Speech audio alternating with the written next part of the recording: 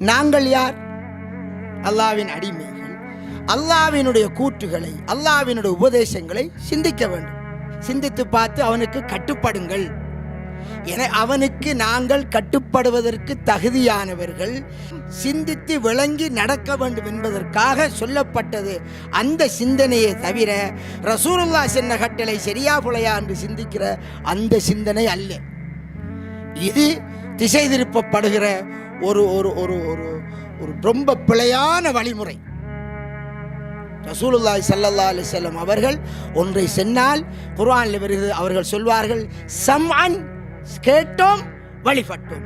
அவ்வாறே மூமின்கள் சொல்வார்கள் என்பது சம்பந்தமாக நிறைய குர்ஆன் அல்லாஹ் சொன்னார். மூமின்கள் என்ன சொல்வார்கள்? அல்லாஹ்விடம் இருந்து ஒரு கட்டளை வருகிற போது நாங்கள் சமஅனா வ அதானா, செவியுற்றோம் வழிபட்டோம்.